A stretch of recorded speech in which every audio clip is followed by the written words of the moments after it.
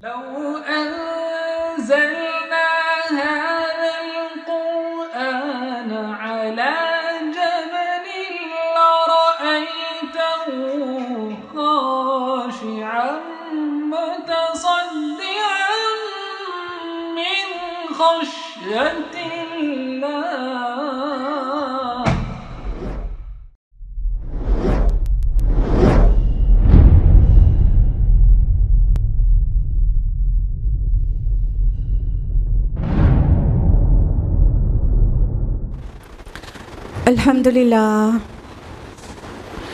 अल्हम्दुलिल्लाह वहदा वस्सलातु वस्सलामु अला मन ला नबिय्य बअदा वअऊज़ु बिल्लाहि मिनश शैतानिर रजीम बिस्मिल्लाहिर रहमानिर रहीम या अय्युहन नासु क़द जाअतकुम मौइज़तुम मिर रब्बिकुम व शिफ़ाउल लिमा फ़िस सुदूर व हुदन व रहमतुल लिल मुमिनीन।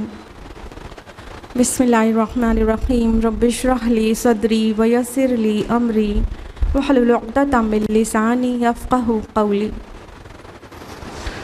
मेरी अजीज़ सामियात, आप सबका दर्स कुरान मजीद में तहे दिल से खैर मक़दम है। अस्सलामु अलैकुम व रहमतुल्लाहि व बरकातुहू। अल्लाह ताला की ज़ात बाबरकत से उम्मीद है आप सब खैर आफ़ियत होंगे। अल्हम्दुलिल्लाह। तो मेरे साथ दर्स कुरान में कौन सी सूरा चल रही है? सूरा सबा। और आज हम लोग आयत नंबर कहाँ से कंटिन्यू करेंगे? बिल्कुल, आयत नंबर 43 ऑनवर्ड्स हम लोग कंटिन्यू करेंगे और शायद आज ये सूरा मुकम्मल हो जाएगी। Let's see. So let's begin with आयत नंबर 43। अऊज़ु बिल्लाहि मिनश शैतानिर रजीम बिस्मिल्लाहिर रहमानिर रहीम व इज़ा तुतला अलैहिम आयातुना बय्यिनातिन क़ालू मा हाज़ा इल्ला रजुलुन युरीदु अन यसुद्दकुम अम्मा काना यअबुदु आबाउकुम। और जब उन्हें पढ़कर सुनाई जाती है हमारी रोशन आयात तो वो कहते हैं ये शख्स तो बस यही चाहता है कि तुमको उनसे रोक दे जिसकी इबादत तुम्हारे आबाओ अजदाद करते थे। वक़ालू मा हाज़ा इल्ला इफ़्कुम मुफ्तरा, और वो ये भी कहते हैं कि ये कुछ भी नहीं मगर एक गढ़ा हुआ झूठ। वक़ालल्लज़ीना कफ़रू लिल हक़्क़ि लम्मा जाअहुम इन हाज़ा इल्ला सिह्रुम मुबीन, और उन काफिरों ने हक़ के बारे में जबकि ये उनके पास आ गया कहा कि ये कुछ भी नहीं है मगर एक खुला हुआ जादू। देखिए, मक्की सूरा है और मक्का के कॉन्टेक्स्ट में ये बात कही जा रही है कि जब उनको हमारी आयात पढ़कर सुनाई जाती हैं। अब यहाँ आयात से मुराद ज़ाहिर है कुरान मजीद की आयात है, क्योंकि तुतला अलैहिम आया है, जब उनके ऊपर तिलावत की जाती हैं। वरना तो आयत की जमा है, उसका माना निशानी होता है, निशानियाँ होता है, और वो मुख्तलिफ़ पैराए में कुरान हकीम में इस्तेमाल हुए हैं। लेकिन यहाँ पे तिलावत आयात तो ज़ाहिर है फिर कुरान मजीद की बात हो रही है, कुरान मजीद की आयात की। तो अल्लाह ताला ने फरमाया कि उनको जब हमारी रोशन आयात एकदम खुली खुली बय्यिनात पढ़ कर सुनाई जाती है तो कहते हैं कि ये शख्स चाहता है कि तुम्हारे उन माबूदों से तुम्हें रोक दे जो जिसकी इबादत तुम्हारे आबाओ अजदाद करते रहे हैं। देखिए, जो कुफ्र और फिस्क और जो बुराई के लीडर्स होते हैं ना, तो वो ये मज़ाकी टैक्टिक ज़रूर इस्तेमाल करते हैं, क्योंकि जो मज़हब है ना उसकी बुनियादी जज्बात है, और जज्बात में इंसान अपने जिसकी इबादत करता है उसके साथ भी जज्बाती ताल्लुक़ रखता है और अपने आबाओ अजदाद से भी बेइंतहा जज्बाती ताल्लुक़ रखता है। तो जब किसी को किसी से भटकाना होता है तो जज्बात को चोट पहुंचाई जाती है, जज्बात को भड़काया जाता है। तो कहा जो लोग ठाकुर थे वहाँ पे, जो लोग लीडर्स थे, जो लोग कबाइल के जो बड़े बड़े लीडर्स थे और बुराई के भी लीडर्स थे, तो उन लोगों ने अवाम को क्या कह के भड़काया है कि ये शख्स जो है चाहता है तुम्हारे आबाओ अजदाद के, तुम्हारे आबाई दीन से तुमको अलग कर दें, तुमको तुम्हारे बाप दादा जिसकी इबादत करते रहे उससे अलग कर दें। और इतना ही नहीं, वो ये भी कहने लगे कि ये तो एक झूठ गढ़ के लाया है, ये कुछ नहीं, इफ़्क मुफ्तरा, गढ़ा हुआ झूठ है। और और कहा जादू है, ये टाइम टू टाइम अलग अलग चीज़ें कही गई हैं, एक वक्त में भी कही गई हैं। तो अल्लाह सुब्हान ताला ने उनके स्टेटमेंट्स को अपनी आखिरी किताब में रिकॉर्ड किया है, उसको और एक एक का उन्हें जवाब देना होगा कि कभी जादू कहते हैं, कभी जुनून लाहक हो गया है तो जुनूनी बात कहते हैं, और किस तरह से आबा व अजदाद के ख़िलाफ़ भड़का कर, क्योंकि मज़हब इसकी बुनियादें यही होती हैं, आबा व अजदाद की पैरवी करो, उसी मज़हब पर रहो, तभी तुम बिल्कुल सही जा रहे हो। तो मज़हब की बुनियादें ये होती हैं, और दीन की बुनियाद जो है अक्ल, शऊर और फ़िक्र पर होती है और दिल पर होती है। तो इस तरह हमेशा ही शर पसंदों ने, सोसाइटी के जो बड़े शर पसंद होते हैं, बड़े इन द सेंस जो काफ़ी होल्ड रखते हैं बाकी लोगों पर, तो उनका ये तरीक़ा यही रहा है कि मज़हबी जज्बात को भड़का देते हैं, फिर पूरी जो आवाम है वो उनके पीछे आराम से हो लेती है और दाए हक़ की मुखालफत करने लगती है। तो हर रसूल को ये फ़ेस करना पड़ा था, हर एक रसूल को, सभी नबियों को।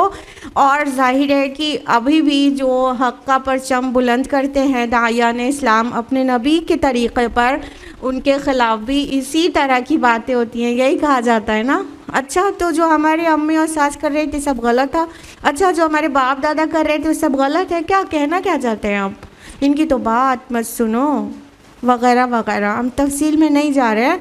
इसी तरह हक़ से दूर किया जाता है। तो अल्लाह के रसूल सल्लल्लाहु अलैहि वसल्लम पर ये सारे बहतान तराशे, और अल्लाह के रसूल सल्लल्लाहु अलैहि वसल्लम खुलूस से दिल उनके फ़ायदे की बात कर रहे थे, उनको नुकसान से बचाने की, लेकिन वो अल्लाह के रसूल सल्लल्लाहु अलैहि वसल्लम पर, जो कि दुनिया के तमाम इंसानों में सबसे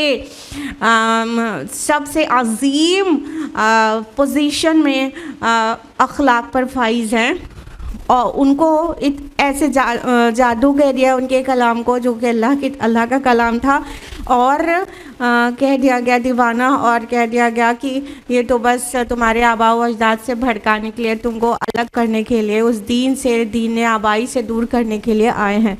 ये सारे बहतान तराशियाँ नबी सल्लल्लाहु अलैहि वसल्लम पर की गई।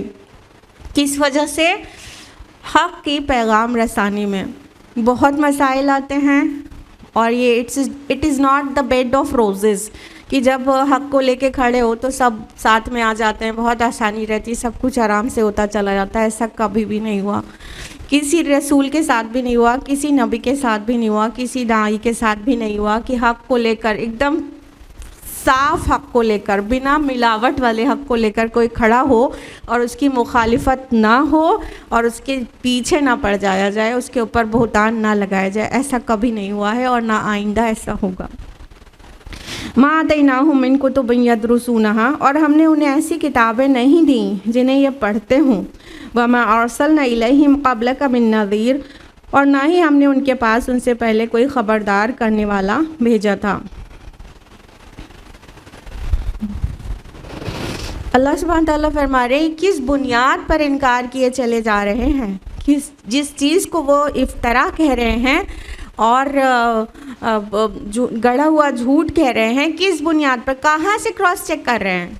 क्या इनके पास कोई किताबें हैं आसमानी जिससे ये क्रॉस चेक कर रहे हैं कि ये कुरान जो है वो गढ़ा हुआ झूठ है? क्या इनके पास कोई हमारी दी हुई किताब है जिसको ये पढ़ते हों या जिसकी तदरीस करते हों, ये या जिसका दर्स देते हों? क्या इनके पास कोई लिटमस टेस्ट है जिससे मैच करके इन्होंने कह दिया ये गढ़ा हुआ झूठ है? तो अल्लाह ताला कह रहे हमने तो इन्हें कोई किताब नहीं दी है जिसका दर्स ये करते हों, जिसको ये पढ़ते हों, और उसकी बुनियाद पर उसको दलील बनाकर इस कुरान को रिजेक्ट कर रहे हों कि उससे ये मैच नहीं कर रहा है।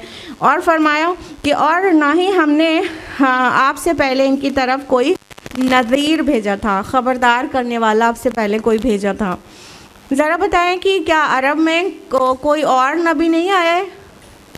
खुसूसन मक्का की बात हो रही है, तो मक्का और अराउंड मक्का के लिए में कोई नबी नहीं आया था उससे पहले, नबी सल्लल्लाहु अलैहि वसल्लम से पहले?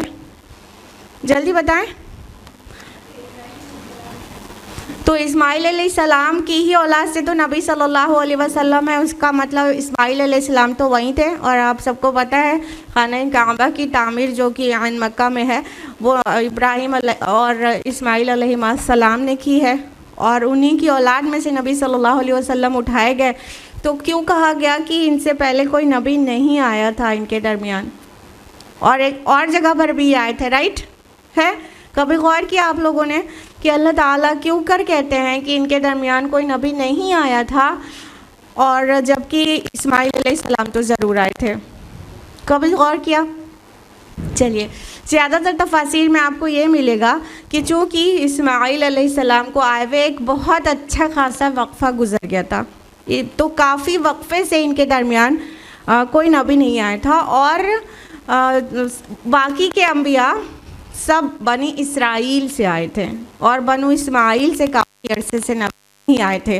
यानी ईसा अलैहिस्सलाम तक, वहाँ से लेके इसहाक़ अलैहिस्सलाम से लेकर, मतलब इब्राहिम अलैहिस्सलाम में इस्माइल अलैहिस्सलाम और इसहाक़ अलैहिस्सलाम ये दो बेटे हैं, तो इसहाक़ अलैहिस्सलाम से लेके ईसा अलैहिस्सलाम तक सभी लोग, जो याकूब अलैहिस्सलाम का लक़ब इसराइल है, तो वहाँ से लेके ईसा अलैहिस्सलाम तक सब बनु इसराइल थे। कोई भी नबी इस्माइली नहीं था, सब इसराइली थे। तो एक तो ये वजह वाक़अतन है कि बहुत बड़ा गैप हो गया था। लेकिन अगर और ज़्यादा गौर करें तो सिर्फ गैप को ये नहीं कहा जा सकता कि नबी आया ही नहीं था। नबी सल्लल्लाहु अलैहि वसल्लम का एड्रेस मक्का में जिन लोगों से था वो सिर्फ़ बनु इस्माइल नहीं थे। अगर आप अरब की तारीख़ पढ़ें तो आपको पता चलेगा कि जो कुरैश थे और जो मक्का के लोग थे, वो कुरैश तो पूरे के पूरे अदनान की नस्ल से थे, और मक्का के बहुत सारे लोग अदनान से थे। लेकिन अदनान के अलावा कहतान भी वहाँ पर थे, और दूसरी जगह के लोग माइग्रेट होके मक्का में बसे हुए थे।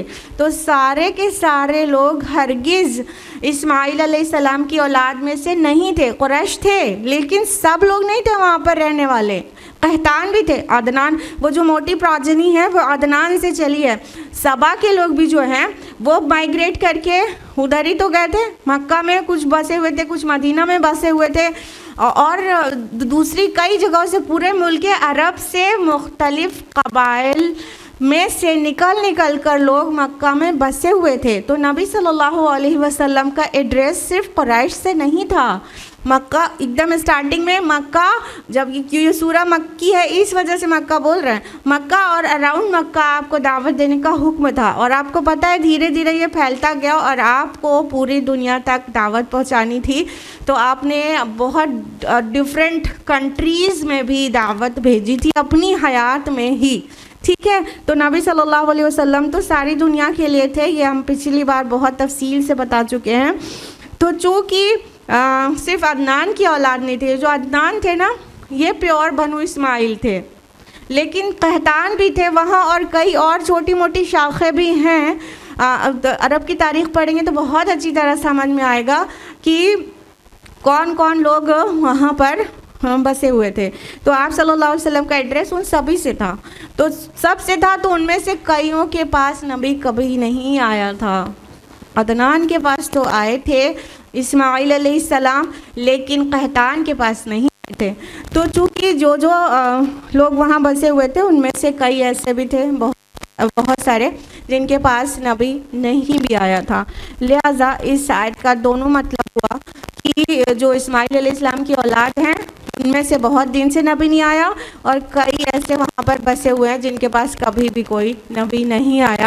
लिहाजा अल्लाह के रसूल को आखिरी नबी, आखिरी रसूल बनाकर ये जिम्मेदारी, अजीम जिम्मेदारी दे दी गई कि सब तक दावत पहुंचाना है, उन तक भी जिनके पास कोई नबी नहीं आया। और फ्यूचर एस्पेक्ट से आप देखें तो एक और चीज़ का इसमें खुलासा हो जाता है कि नबी सल्लल्लाहु अलैहि वसल्लम की दावत जो है वो दुनिया के पूरे लोगों के लिए है।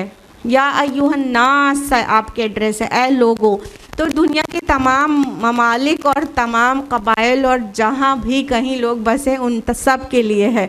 तो कई ऐसे होंगे जो नबियों के उस सिलसिले से नहीं है। अगर हम आज की पूरी आबादी को पीछे जाके देखें तो जाके नूह अलैहिस्सलाम पे मिलती है, क्योंकि नूह अलैहिस्सलाम के मुख्तलिफ बेटों की से नस्ल आगे चली है, तो वहाँ तक तो वो तो बहुत ही ज़्यादा दूर हो गया ना। तो इसलिए ये भी कहा गया कि जिनके पास नबी नहीं आया था, यानी अब आखिरी नबी आखिरी रसूल आ चुके हैं, अब कोई भी रीज़न नहीं रहेगा किसी के पास कि उनको डराने वाला नहीं आया। आय नंबर 45 में फरमाया वक़द्दबल्लज़ीना मिन क़ब्लिहिम, और उन लोगों ने भी झुटलाया था जो उनसे पहले थे। वमा बलगू मिअशर मा आतैनाहुम, और ये तो उसके 10वें हिस्से को भी नहीं पहुँचे जो कुछ हमने उन्हें दे रखा था। फ़कज़्ज़बू रुसुली, तो उन्होंने मेरे रसूलों को झुटलाया। फ़कैफ़ काना नकीर, बस कैसी रही मेरी पकड़। अल्लाह सुब्हान ताला फरमा रहे हैं कि इन्होंने मेरे आखिरी रसूल को झुटलाया है ना, तो ऐसा कभी नहीं हुआ कि कोई रसूल अपनी दावत लेके खड़ा हुआ हो और कौम ने पूरे की पूरी कौम ने मान लिया हो। हर कौम ने अपने रसूल को झुटलाया है, और दुनिया का जितना सबसे बुरा रिस्पांस हो सकता है ना, वो रसूलों को मिला है। यू वोंट बिलीव कि दुनिया के सबसे अजीम शख्सियतें, अनकम्पैरेबल शख्सियतें जो मासूम हैं, जहाँ की कोई और मासूम नहीं है, नबी रसूल मासूम हैं, लेकिन नबियों और रसूलों को जितना बुरा रिस्पांस मिला है ना दुनिया में, उतना बुरा रिस्पांस किसी को भी नहीं मिला। इतना बुरा किया हर कौम ने अपने रसूल के साथ। तो अल्लाह ताला फरमा रहे हैं कि सिर्फ यही नहीं झुटला रहे हैं अहले मक्का, सिर्फ कुरैश नहीं झुटला रहे हैं, ये तकज़ीब का तो पुराना तरीक़ा है कि कोई भी रसूल आया उसको झुटलाया गया है। और अहले मक्का की जो ताकत, क़ुव्वत, शान और शौकत जो भी था, अल्लाह ताला कह रहे हैं ये क्या है। जिन अक़वाम ने और रसूलों को झुटलाया था और फिर हमने उनको अज़ाब दिया था, वो उनके तो ये 10वें हिस्से को भी नहीं पहुँचे। 10वें हिस्से तादाद से नहीं लिया जाएगा, सिर्फ दौलत से नहीं लिया जाएगा, सारा पूरा एंटायर पावर लिया जाएगा जो पहले के लोगों को अल्लाह ताला ने पावर दे रखी थी, चाहे सिविलाइजेशन हो, कल्चर हो, बिल्डिंग्स हो, या तो उनका दुनिया में पोजीशन हो, नाम हो, दबदबा हो, रौब हो, वो सारी चीज़ कलेक्टिवली मिला के कहा जाएगा कि जो कुछ दिया था अल्लाह ने। तो ये जो अहले अरब झुटला रहे थे ना, वो उनके 10वें हिस्से को भी नहीं पहुँचे, वो कुछ भी नहीं है उनके सामने। ज़रा याद करिए, कौम आद, कौम समूद और आले फ़िरौन। आले फ़िरौन तो उनकी जो तहज़ीब थी, जिसको वो बड़े गुरूर के साथ कहा था कि बेतरीक़तिकुमुल मुस्ला, हमारी मिसाली तहज़ीब, और हकीकत में ऐसी तहज़ीब थी वो कि वो मिसाली कल भी थी और आज भी है। आप देखिए कि जो इजिप्शियन पिरामिड्स हैं, उसके बराबर कोई इमारत आज भी दुनिया में नहीं बन रही है, वो आज भी वंडर्स में से है ना। तो इतने पहले के टाइम में इतना ज़्यादा सिविलाइजेशन स्ट्रॉन्ग, और उनकी पता नहीं कौन सी टेक्नोलॉजी थी जो इतनी स्ट्रॉन्ग थी, और बहुत पावरफुल लोग थे आले फ़िरौन। फ़िरौन का जो रोब और दबदबा और जो उसके पूरा पॉलिटिक्स थी, वो एक्स्ट्रा ऑर्डिनरी थी, और जो पूरी तहज़ीब थी वहाँ की, जो कल्चर था, वो बहुत स्ट्रॉन्ग था, और जो कुछ अल्लाह ने उन्हें दिया था। तो ये जो कुछ इन अक़वाम को दिया गया, जो कि रसूलों की नाफरमानी करने की वजह से अज़ाब के मुस्तहिक़ हुए, तो फिर ये कौन है? अहले मक्का और अहले अरब, ये क्या है? उनके सामने कुछ भी नहीं है। तो चाहे वो सल्तनत रोमा हो, चाहे सल्तनत ईरान हो, चाहे वो इजिप्शियन कल्चर हो या और सुमेरियन कल्चर, कोई भी दुनिया का कोई भी सिविलाइजेशन कभी भी जब अल्लाह की बाग़ी हो जाती है ना, तो अल्लाह ताला उन्हें अज़ाब दे देते हैं। अब वो अज़ाब कई फॉर्म्स में आता है, जितने नाम हमने लिए सब में अज़ाब एक तरह का नहीं आया है, लेकिन तारीख़ और कुरान शाहिद है कि आद और समूद और आले फ़िरौन ये तो अल्लाह ताला के ऐसे गज़ब के मुस्तहिक़ हुए कि वो उनके कल्चर ने, उनके पावर ने, उनके गुरूर ने, उनकी दौलत ने उन्हें बिल्कुल भी नहीं बचाया। और फ़िरौन कैसा हेल्पलेस होके मरा है ना, आखिरी वक्त में ईमान लाने के लिए बोला कि ईमान लाए, लेकिन वो ईमान उसका कबूल नहीं हुआ। इतनी आसानी से पानी में डूब के मर गया, कितनी आसानी से, और उसकी बॉडी को अल्लाह ने आज भी इंटैक्ट रखा है ताकि इबरत हासिल करें। तो अल्लाह ताला कह रहे हैं, तो तुमने देखा इन लोगों ने मेरे रसूल को झुटलाया तो मेरी पकड़ कैसी थी। तो इससे इबरत पकड़ना चाहिए, अपने पावर पे गुरूर नहीं करना चाहिए। देखिए, जब कोई कौम तरक्की करती है तो वो अक्ल का इस्तेमाल करती है, इल्म का इस्तेमाल करती है, ये सब कुछ अल्लाह का दिया हुआ है, नेचुरल रिसोर्सेज का इस्तेमाल करती है और अच्छी थॉटफुलनेस के साथ आगे बढ़ती रहती है, तो अल्लाह ताला उन्हें तरक्की दे देते हैं। लेकिन इसी दरमियान में वो गुरूर में आ जाती है कि हम तो बहुत हैं, हम तो बहुत बड़े हैं, कोई हमारा मुकाबला नहीं कर सकता। तो बस वहीं से उनका इन्हितात शुरू हो जाता है, उनका डाउनफॉल स्टार्ट हो जाता है और फिर वो अल्लाह के अज़ाब के गिरफ्त में आ जाते हैं। आप मत समझिए कि आज यूएस सुपर पावर है, इस सुपर पावर के एंड की बिगनिंग हो चुकी है। अगर आपको तहज़ीबों को इवैल्यूएट करना आता है या आपको अच्छा इल्म है, इस कल्चर, इस वेस्टर्न कल्चर के एंड की बिगनिंग हो भी चुकी है। अब बस इंतज़ार करें कब ये कोलैप्स होता है। एंड की इनकी बिगनिंग हो चुकी है, क्योंकि जब कोई कौम ऐसे मगरूर हो जाती है ना तो अल्लाह ताला उसे मिटा देते हैं और दुनिया के लिए इबरत का सामान कर देते हैं। तो यही कुफार मक्का नबी सल्लल्लाहु अलैहि वसल्लम की तकज़ीब कर रहे थे। उनसे बहुत पावरफुल लोगों को अल्लाह ने ये चुटकियों में मिटाया था। किसी को हवा ने ले लिया और सब के सब चले गए, और किसी को खाली एक आवाज़ काफ़ी हो गई मर जाने के लिए, और किसी को पानी ने डुबा दिया, वगैरह वगैरह। तो अल्लाह ताला जो कुछ देते हैं ना, वो सब जब तक इंसान शुक्रगुजार बना रहता है तो अल्लाह ताला उनको और नवाजते रहते हैं और नवाजते रहते हैं। सूरज सबा ही चल रही है, सूरज सबा ही बहुत बेहतरीन सबूत है इस बात का जो हम आपसे कह रहे हैं। हाँ, शुरू में दाऊद अलैहिस्सलाम और सुलेमान अलैहिस्सलाम का क़िस्सा बयान किया गया। उनको अल्लाह ने नवाजा, उन्होंने शुक्र किया, उनको और नवाजा और नवाजा और नवाजा। लेकिन सबा को अल्लाह ताला ने बहुत नवाजा, लेकिन उन्होंने शुक्रगुजारी के बजाय नाशुक्री की, तो अल्लाह ताला ने उनके ऊपर बंद का सैलाब भेज दिया और वो सारी खुशहाली और हरियाली वीरानगी में तब्दील हो गई। जो कुछ बचे कुछ है वो पूरे अरब वर्ल्ड में मुंतशिर हो गए। तो ये अहले मक्का क्या हैं? अल्लाह ताला के सामने जब इतनी बड़ी बड़ी तहज़ीमें नहीं टिक पाई, एक हवा ने अल्लाह की उन्हें तमाम कर दिया, एक आवाज़ ने तमाम कर दिया, एक पानी ने, देखने में छोटी चीज़ें हैं, तो कहाँ गई वो तहज़ीबें कल भी और आज भी? आज भी देखिए, कोई अर्थक्वेक आ जाता है तो ये पता लगा लेते हैं क्या? अर्थक्वेक आने के बाद बताएंगे रेक्टर स्केल पे इतनी इसकी इंटेंसिटी थी। ज़रा पहले से बताएं कहाँ अर्थक्वेक आने वाला है, फिर वहाँ से पूरी अपनी बस्ती को खाली करा लें।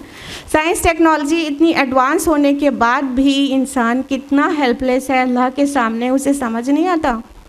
तो शुक्र करें और शुक्र करें ताकि उन नेमतों में इजाफ़ा हो, और नाशुक्री करने से नेमतें तो छीनती ही हैं, अल्लाह के अज़ाब का मुस्तहिक़ हो जाता है। अल्लाह ताला फरमाते हैं सूरह इब्राहिम सूरह नंबर 14 आयत नंबर 7 में, लइन शकरतुम लअज़ीदन्नकुम, अगर तुम शुक्रगुजारी करोगे तो हम तुम्हें और देंगे और ज़्यादा देंगे। वलइन कफ़रतुम, लेकिन अगर तुमने नाशुक्री की, इन्न अज़ाबी लशदीद, तो जान लो मेरा अज़ाब बहुत सख्त है।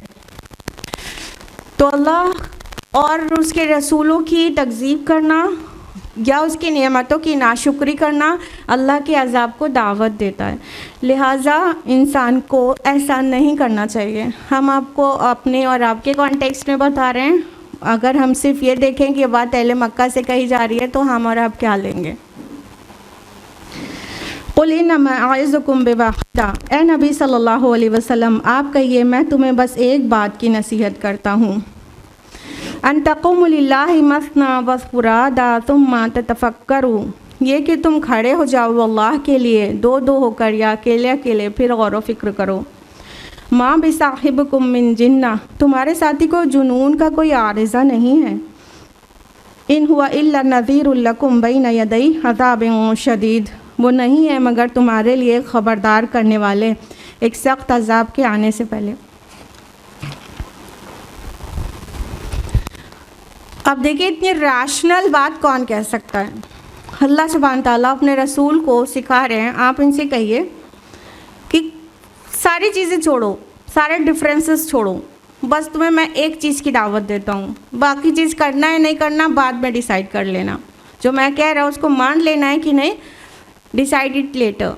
सबसे पहले तुम्हें एक बात मान लो, फ़कत एक बात। कितनी बड़ी चैलेंजिंग बात है कि अल्लाह के रसूल कह रहे हैं तुम मेरी एक बात मान लो। अल्लाह ताला कह रहे हैं नबी इनसे कहिए बस एक नसीहत तुम मेरी मान लो। क्या नसीहत है भाई? तुम खड़े हो जाओ एक एक या दो दो होकर और ततफक्करू, और आपस में गौर व फिक्र करो। पूरी मॉब के साथ मत रहो, मॉब मेंटालिटी अलग होती है। गौर व फिक्र करना मॉब का काम नहीं, भीड़ का काम नहीं होता। जहाँ लोग इकट्ठा होते हैं कोई अक्ल की बात नहीं, सिवाय जज्बातियत के कुछ नहीं रहता।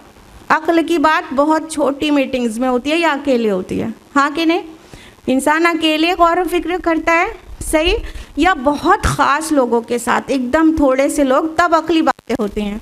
लेकिन अगर भीड़ बढ़ जाए तो अक्ली बात नहीं होती। क्या बात होती है? जज्बाती बात होती है।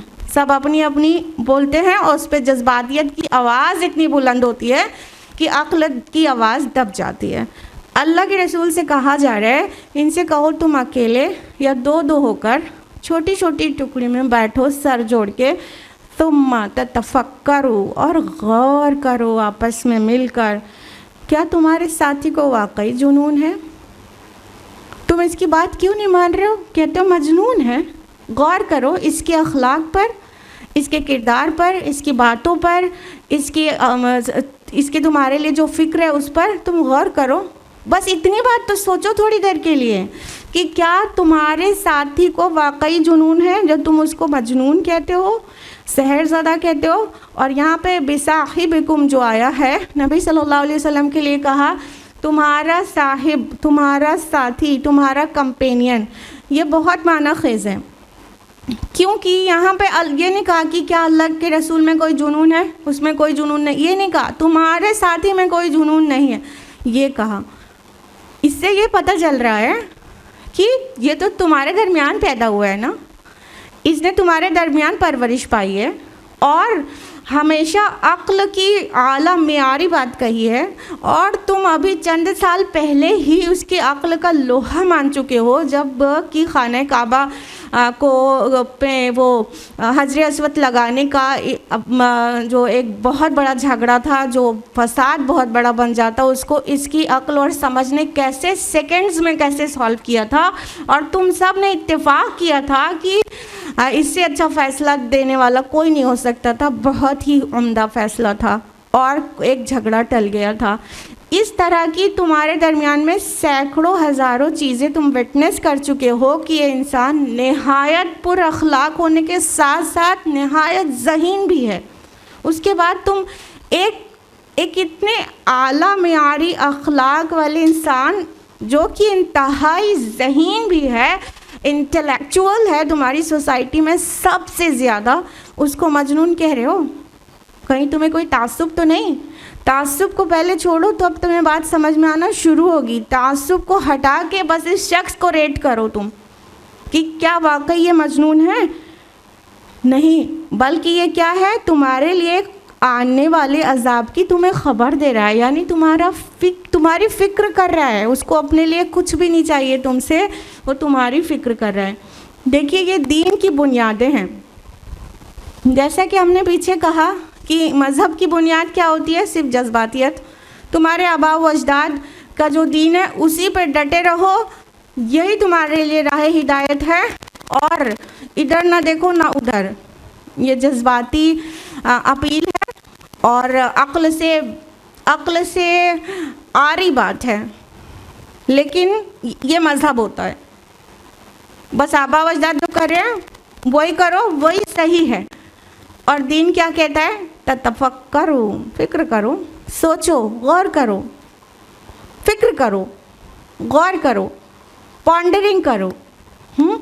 ये दीन है, ये दीन है। दीन ये नहीं कहता कि तुम जहाँ पैदा हो गए हो वही सही है, ये नहीं कहता दीन। दीन ये कहता है तुम जहाँ पैदा हुए हो उनके अमल और उनके सारी चीज़, और जो दूसरे लोग जिस चीज़ की दावत दे रहे हैं सही है गलत, दोनों को कंपेयर करो, अक्ल से काम लो, अक्ल से।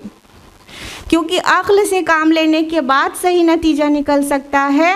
अपना झंडा बुलंद करना कि हम जिस घर में पैदा हुए हैं, या हम जिस पीर के मुरीद हैं, या हम जिस हजरत के अंडर हैं, बस वही सही है। ये अक्ल के एकदम ही खिलाफ बात है और नहायत जज्बात पर मबनी बात है। इसकी कोई रियलिटी नहीं। कुरान हकीम इसे हर जगह कंडेम करता है।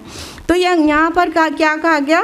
तुम अक्ल से काम लो, सोचो, गौर करो, क्योंकि हम दीन इस्लाम पर अमल करते हैं और दीन अक्ल की बुनियादों पर है, ना कि जज्बाती बुनियादों पर। इसलिए जो भी अपने अपने घर में जो होता आ रहा है वैसे ही करेंगे, ऐसा कहे तो वो कुरान के कतई खिलाफ है। कुल मा सालतुकुम मिन अजरिन फहुव लकुम, आप कहिए कि अगर मैंने तुमसे कुछ उजरत मांगी हो तो वो तुम्हारे ही लिए है। इन अजरिया इल्ला अल्लाह, मेरा अज्र तो अल्लाह ही के ज़िम्मे है। वहुव अला कुल्लि शैइन शहीद, और वो हर चीज़ पर गवाह है। नबी सल्लल्लाहु अलैहि वसल्लम से ये कहलवा कर वाज़े किया जा रहा है कि इनसे कहो, क्या मैंने तुमसे कभी कोई उजरत मांगी है? क्या कोई बदला मांगा है? कोई अज्र मांगा है? और अगर मांगा है तो वो तुम्हारे ही लिए। दो तरह से इसे समझेंगे कि मैंने किसी नबी रसूल ने कोई उजरत और अज्र मांगा ही नहीं, कोई बदला नहीं मांगा, थैंक यू भी नहीं मांगा कि तुम मेरा शुक्रिया ही अदा कर दो, ये भी नहीं मांगा। हाँ, बल्कि उन्होंने सिर्फ हिदायत मांगी है उनकी। तो यहाँ पर एक तो इस तरह से समझेंगे कि कभी नबी सल्लल्लाहु अलैहि वसल्लम ने उसके बदले में कोई कैश नहीं मांगा, कोई चीज़ नहीं मांगा कि तुम मेरी ये बात मान लो, और हाँ इस बात को मानने में मैंने तुम्हारा लिए इतना कुछ किया है तो तुम भी थोड़े नजराने हमको पेश किया करो, सोने का ताज बना के दे दिया करो, या तो एक सूटकेस में भर के कैश दे दिया करो। ऐसा नहीं मांगा है ना, नहीं मांगा है।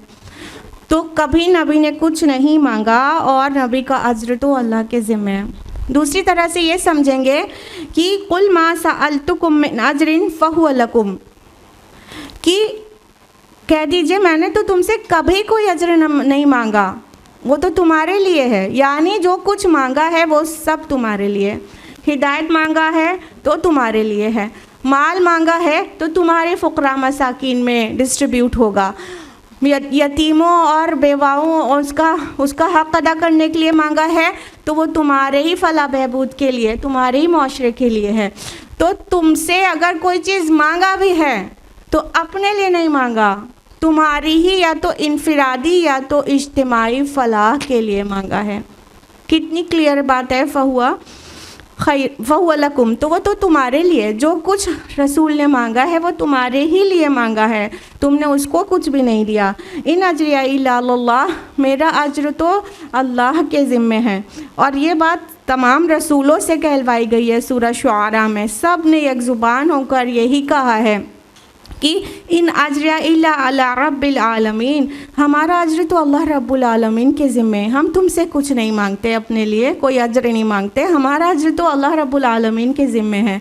तो हक़ और बातिल को इस तरह से डिफ्रेंशिएट भी कर सकते हैं। देखिए दाई हक़ जो होगा, खुसूसन रसूल की बात करें तो रसूल जो कुछ भी दावत पहुँचाएगा उसके बदले में कुछ मांगेगा थोड़ी। और जो लोग दूसरे और फेक लोग होते हैं, और वो देखिए उनकी लाइफ लग्जरियस होती चली जाती है, फिर उनके तहखानों में बहुत बड़े बड़े ख़जाने निकल के आते हैं। तो उनके बातिल होने की ये बुनियादें भी काफ़ी हैं। लोगों की आंखें खुल जाना चाहिए कि इस काम में जब से लगे हैं तब से देखो तो इनकी जो है अब पूरे इनके बेसमेंट में सोने की खदान निकल आती है ना। तो तो ये बातिल होने के लिए इतना सबूत भी काफ़ी है, फिर भी लोग उन्हीं के पीछे भागते रहते हैं। एक जितने बड़े बड़े बिलियनियर्स उनके वो मुरीद होते हैं, वो लोग तो सोने का ताज बनवा के दे देते हैं, है ना। तो कुछ मांग रहे हैं, कुछ चाह रहे हैं, तो फिर क्या ही मतलब है कि वो हक की तरफ बुला रहे हैं। वो तो अपनी दुकान चमका रहे हैं, और हक का दाई कभी भी उसका बदला नहीं मांगता। फरमाया कि नबी सल्लल्लाहु अलैहि वसल्लम से कहलवाया कि मेरा अज्र तो अल्लाह के ज़िम्मे है, और वो हर चीज़ पर गवाह है कि मैंने तुमसे कब कुछ मांगा है, और तो जो कुछ मांगा है वो किसके लिए है। मेरे लिए भी गवाह अल्लाह, तुम्हारे लिए भी गवाह अल्लाह, और अल्लाह से बढ़कर कौन गवाह हो सकता है। इंसान कहते हैं मेरा कोई गवाह नहीं था, अल्लाह की गवाही सबसे बढ़कर है, अगर इंसान को आखिरत पर ईमान हो। कुल इन्न रब्बी यक़्ज़िफ़ु बिल हक़, आप कह दीजिए यकीनन मेरा रब हक़ के साथ ज़ोरदार ज़रब लगाता है। अल्लामुल ग़ुयूब, वो खूब जानने वाला है तमाम ग़ैबों का। अब फरमाया कि मेरा रसूल तो दावत हक़ लेकर आया है, और तुम उसकी तकज़ीब पे तकज़ीब किए चले जा रहे हो, लेकिन मत सोचो कि ये तुम जो बातिल के साथ प्रोपेगेंडा कर रहे हो इसमें कुछ ज़्यादा दिन कामयाब रहोगे, क्योंकि ये अल्लाह ताला की सुन्नत है। चाहे दुनिया में भी ऐसा होता है एट लास्ट, और आखिरत में तो बहुत आली सतह पर होगा कि जब हक़ की चोट बातिल पर मारी जाती है तो बातिल पाश पाश हो जाता है। यहाँ पर इन रब्बी यक़्ज़िफ़ु बिल हक़ कहा गया, अलल बातिल महज़ूफ़ है, अंडरस्टूड है। बातिल के ऊपर जब हक़ की चोट लगाई जाती है, ये यक़्ज़िफ़ु आया है ना, क़ज़फ़ा का मतलब होता है किसी चीज़ को मारना, किसी चीज़ को खींचकर फेंकना। तो जब अल्लाह ताला हक़ का चोट लगाता है ना बातिल के ऊपर, तो बातिल सह नहीं पाता उसको। सूरह अंबिया सूरह 21 आयत नंबर 18 में अल्लाह ताला ने फरमाया बल नक़्ज़िफ़ु बिल हक़्क़ि अलल बातिल, फिर जब हम हक़ को बातिल के ऊपर दे मारते हैं, फ़यदमग़ुहु, तो वो उसका भेजा निकाल देता है, भुरकस निकाल देता है। फ़इज़ा हुवा ज़ाहिक़, और वो है ही नाबूद होने वाला, यानी बातिल।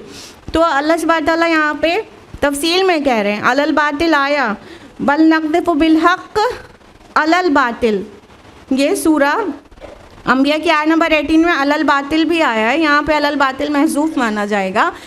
तो रियलिटी ये है कि जब हक़ की चोट बातिल पे लगाई जाती है तो बातिल ठहर नहीं पाता, वो उसको पाश पाश कर देता है बातिल को, और बातिल है भी पाश पाश हो जाने वाला। और अल्लाह ताला ने सूरह इसरा सूरह 17 आयत नंबर 81 में फरमाया कि कुल जाअल हक़्क़ु व ज़हक़ल बातिल, कह दो हक़ आ गया और बातिल नाबूद हो गया, और बातिल था भी नाबूद होने वाला। इन्नल बातिल कान ज़हूक़ा, यकीनन बातिल नाबूद होने वाला था भी। और अल्लाह ताला को हर गैब का इल्म है। अल्लाह ताला जानते हैं ना ये कितनी दिन के लिए इतरा रहे हैं, अकड़ रहे हैं, फिर उसके बाद इनका अंजाम क्या होना है। जब हक़ की ज़ोरदार चोट पड़ेगी ना बातिल पर, तो ये ठहर नहीं पाएंगे। दुनिया में भी इसे समझा जाएगा, और आखिरत में तो सब कुछ खुलकर सामने आ जाएगा। तब सबको पता चल जाएगा कि क्या हक़ है और बातिल की हैसियत क्या रह गई।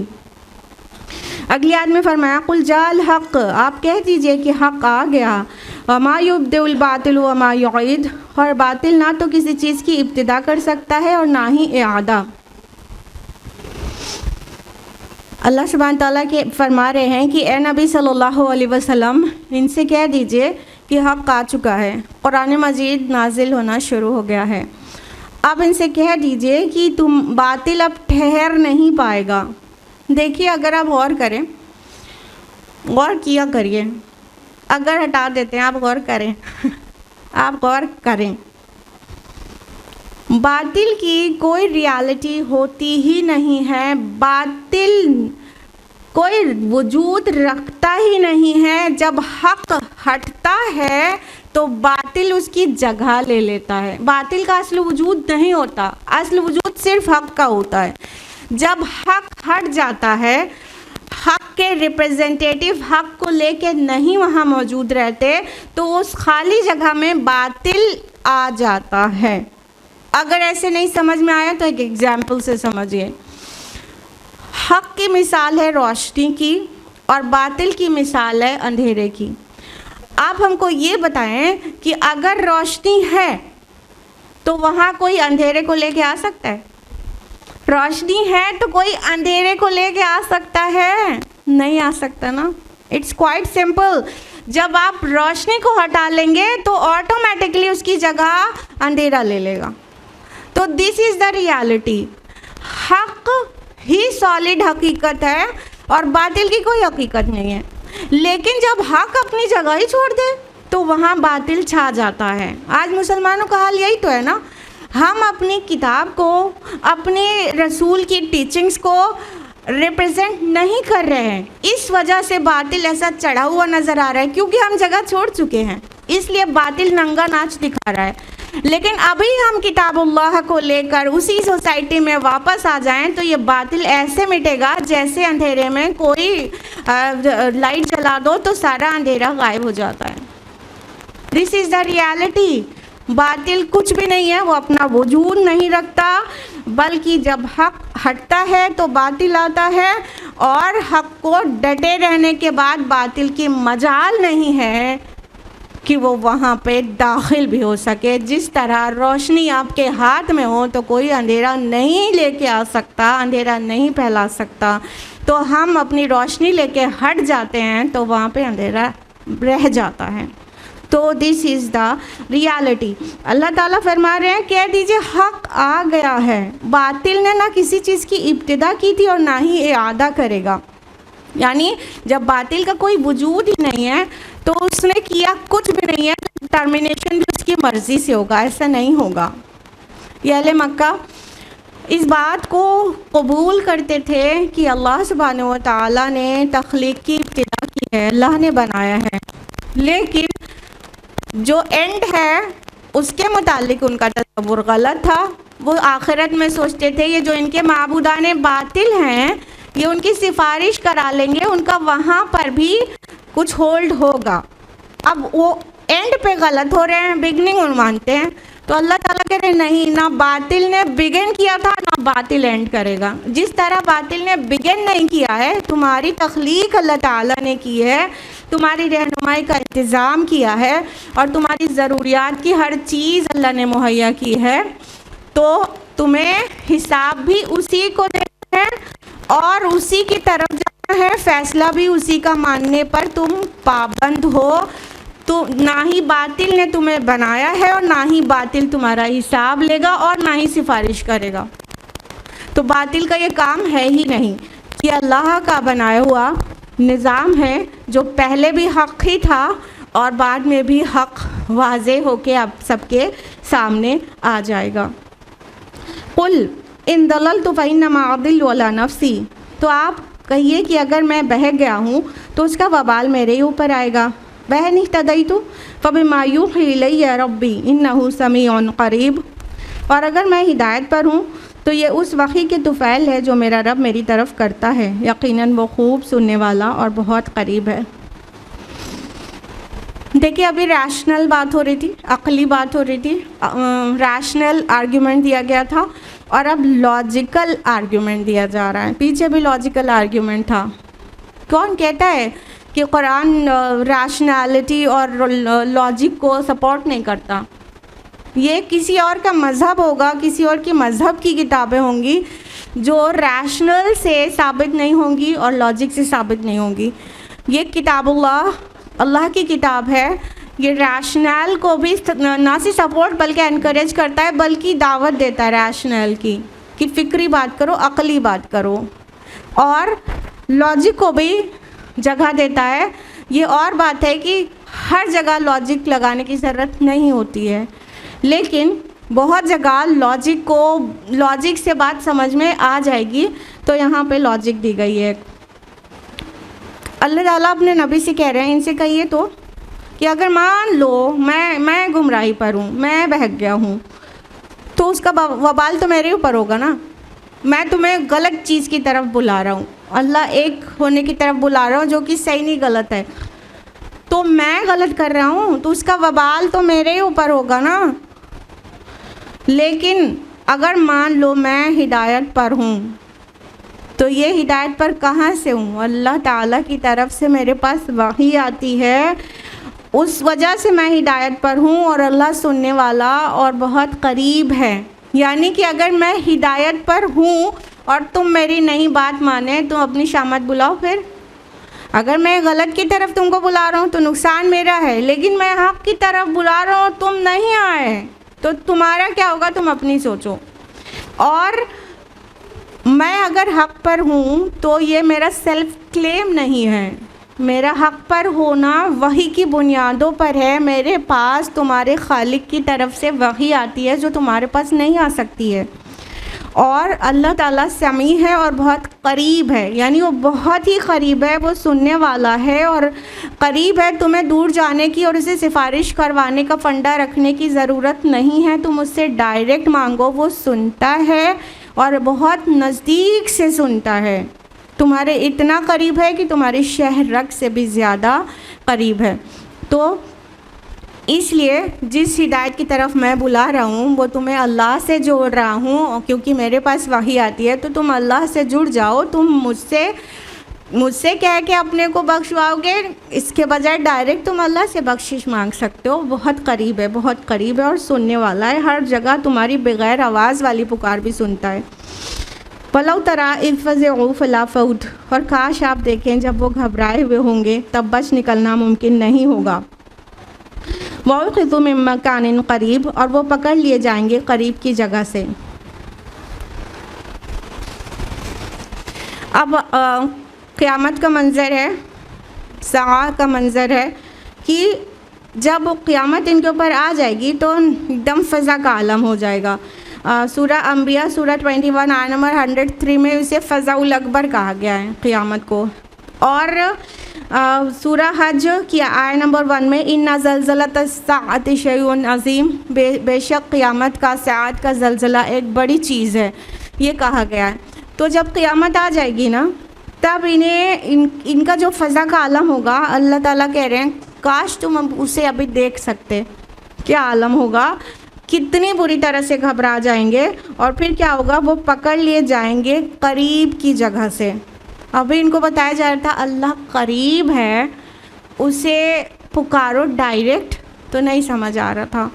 लेकिन जब ये क़यामत में खदेड़े जाएंगे, और अल्लाह ताला की पुलिस ऐसी नहीं है कि कोई उससे बचकर निकल जाए। जैसे यहाँ मुजरिम क्या करते हैं कि बहुत क्लेवर होते हैं, तो वो भागते रहते हैं, पुलिस उन्हें पकड़ती रहती है, लेकिन वो कभी नहीं भी हाथ आते, यहाँ तक कि कंट्री से निकल जाते हैं, बिल्कुल ही पुलिस के कंट्रोल से बाहर हो जाते हैं। ऐसा होता है। तो कुछ मुजरिम यहाँ तो ऐसे होते हैं कि पुलिस के भागती रहती है लेकिन तब भी नहीं पकड़ पाती, और वो कंट्रोल से बाहर जाके कहीं छुप जाते हैं। लेकिन अल्लाह ताला की पुलिस ऐसे नहीं होगी कि वो भागेंगे और कोई पकड़ नहीं पाएगा, बल्कि इतना आसान होगा जैसे एकदम करीब से किसी को पकड़ लिया जाए, इस तरह धर पकड़े जाएंगे वो। तो यहाँ करीब करीब वर्ड 2 बार आया ना, अब अगली 2 आयत में बाईद बाईद वर्ड आएगा। वक़ालू आमन्ना बिही, और उस वक्त वो कहेंगे हम उस पर ईमान ले आए। व अन्ना लहुमुत तनावुश मिन मकानिन बईद, उस वक्त कहाँ होगी उनकी रसाई इतनी दूर की जगह से। अब ब्यूटी देखिएगा वर्ड के कंट्रास्ट की, 2 बार करीब वर्ड आया, अब 2 बार बईद वर्ड आ रहा है। कहा जा रहा है कि जब उनका वो टाइम आएगा क़यामत वाला, जब नज़ा फ़ज़ा का आलम होगा, तो क्या करेंगे, कहेंगे हम तो ईमान ले आए, हम ईमान लाते हैं अल्लाह रब्बुल आलमीन पर। जैसे फ़िरौन ने डूबते डूबते कहा था मैं ईमान ले आया बनी इसराइल मूसा के रब पर, तो वो ईमान कबूल नहीं हुआ, कहा अब लाता है, पहले इनकार करता रहा। तो जब दुनिया में ही एकदम एंड टाइम पर ईमान नहीं कबूल होता, तो आखिरत में अल्लाह के सामने खड़े होने के बाद क्या किस बात का ईमान कबूल होगा, क्योंकि ईमान बिलगैब दरकार है और गैब के पर्दे हट चुके हैं। तो वो कहा गया कि वो लोग उस वक्त तो कहेंगे फ़ज़ा के आलम में हम ईमान ले आए, तो उस वक्त अल्लाह ताला जवाब दे रहे हैं कि अब इतनी दूर की जगह से तुम्हारी रसाई कहाँ हो सकती है। ईमान लाने का जो वक्त और मौका था वो इतनी दूर निकल चुका है, तुम इतनी दूर आ चुके हो कि अब तुम्हारा ईमान कबूल नहीं होगा। दुनिया वो जगह थी क्योंकि तुम ईमान लेके आते हैं, ज़िंदगी वो थी जो पहली बार तुमको मिली थी, उसमें ईमान लेके आते। अब तुम दूसरी ज़िंदगी में आ चुके हो और दुनिया के बजाय आखिरत का और महशर का मंज़र है, वो तुम्हारा ईमान लाना और सुधर जाना वो बहुत दूर हो गया। अब वो तुम वापस भी नहीं जा सकते कि वहाँ जाके ईमान लाओ। तो वो बहुत दूर की बात है जो तुम उम्मीद कर रहे हो कि अब हम ईमान लाए, नहीं, तुम्हारा ईमान लाने का वक्त और जगह बहुत दूर हो गई। तो 2 बार करीब और 1 बार बाइद और एक और बार बाइद। वक़द कफ़रू बिही मिन क़ब्ल, और पहले तो उन्होंने इससे कुफ्र किया था। वयक़्ज़िफ़ून बिल-ग़ैब मिन मकानिन बईद, और वो अटकल के तीर तुक्के चलाते रहे बिन देखे दूर की जगह से। फरमाया कि ये तो फर्स्ट अटेम्प्ट तो इन्होंने तकज़ीब का कर दिया। सबसे पहले तो कुफ्र किया, सबसे पहले तो इनकार किया, सबसे पहले तो झुटला दिया, और क्या किया, रजमम बिलग़ैब। ये वयक़्ज़िफ़ूना वर्ड आया है, वयक़्ज़िफ़ूना फ़िल ग़ैब बिलग़ैब, कि दूर से पत्थर मारते रहे। जिस तरह रजमम बिलग़ैब कहा जाता है ना, अंधेरे में पत्थर चलाना, कोई डायरेक्शन नहीं है, अंधेरे में तीर चला रहे हैं, कहाँ जाएगा पता ही कुछ नहीं है। तो यक़्ज़िफ़ूना बिलग़ैब भी इस माना में इस्तेमाल होता है जिस माना में रजमम बिलग़ैब इस्तेमाल होता है। तो अल्लाह ताला फरमा रहे हैं कि पहले तो इन्होंने कुफ्र किया और अटकल के तीर चलाते रहे, या यूँ के अंधेरे में टामक टोइयाँ करते रहे, अंधेरे में पत्थर चलाते रहे दूर की जगह से। कहने का मतलब जो इनके अकायद थे, जो इनके रवैये थे, जो इनकी थॉट्स थी, जो इनकी फ़िक्रें थी, वो उसकी कोई बुनियादें नहीं थी। रोशनी में नहीं थी वो चीज़, अंधेरे में थी, गुमराही में थी।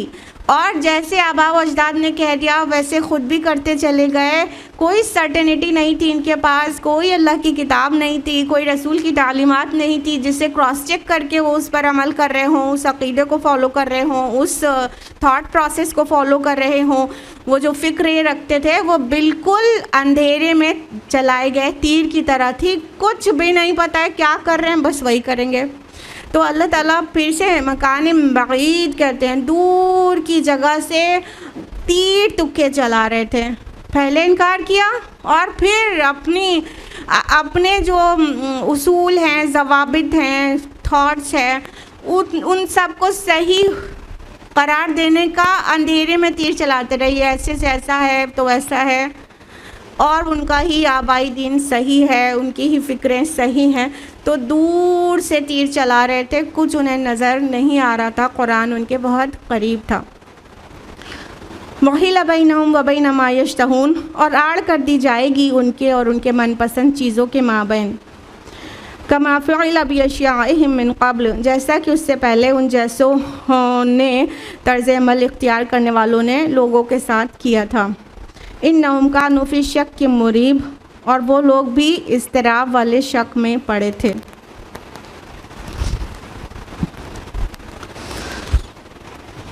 अल्लाह ताला आखिरी आयत में फरमाते हैं सूरा की, और आड़ कर दी जाएगी उनकी चाहत की चीज़ों और उनमें, कहा है बैनहुम व बैन मा यश्तहून, इनके दरमियान और उन चीज़ों के दरमियान जिसकी ये चाहत रखते हैं। ये मा तश्तही अनफुसुकुम, ये अल्फाज आए ना सूरह हामीम सजदा में आयत नंबर 31 में, कि जिसकी वो चाहत रखते हैं वो सब उनको दिया जाएगा जन्नत में।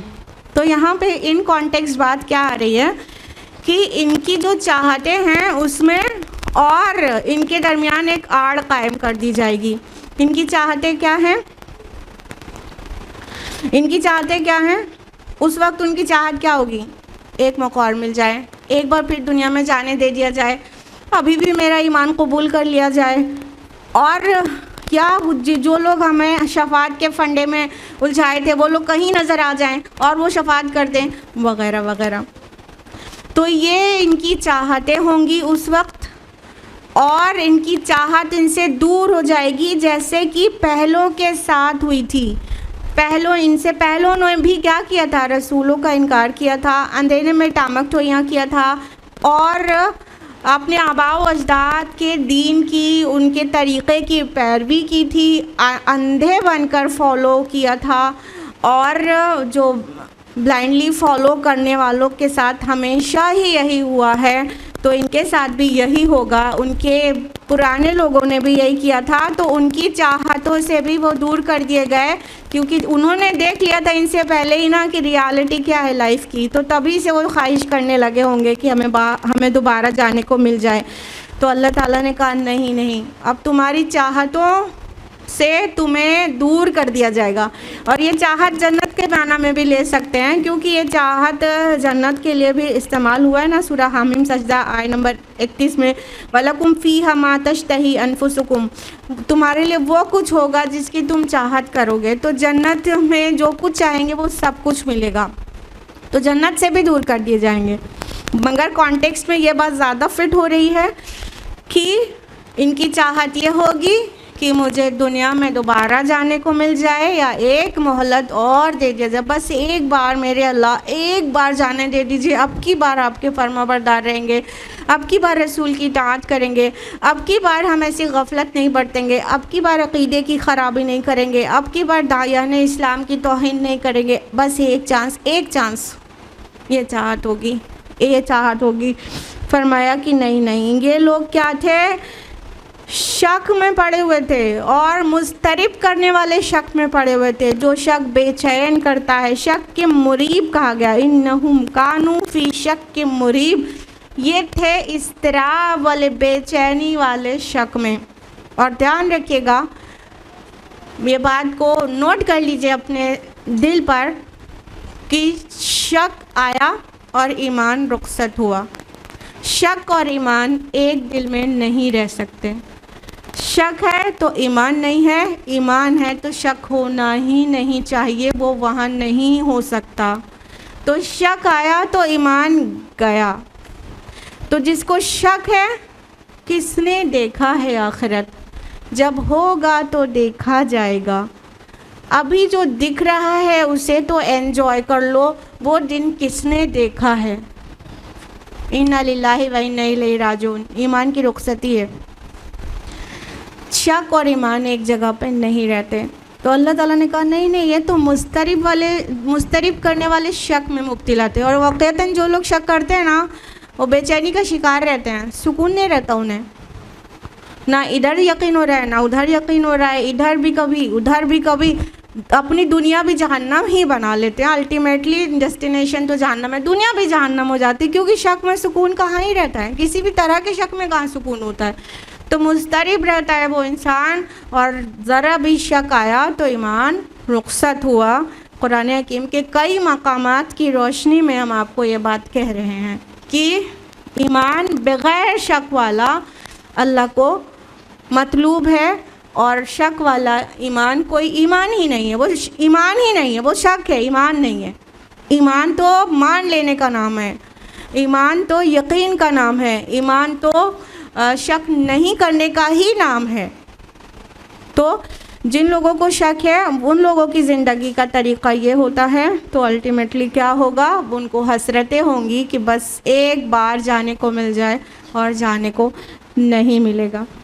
अल्लाह ताला शक से बचाए और हमारे ईमान की हिफाजत करे, उसे पुख्ता तर कर दे। अल्लाह ताला ऐसा ईमान और ऐसे अमाल नसीब करे जो आखिरत में नजात के लिए काफ़ी हों।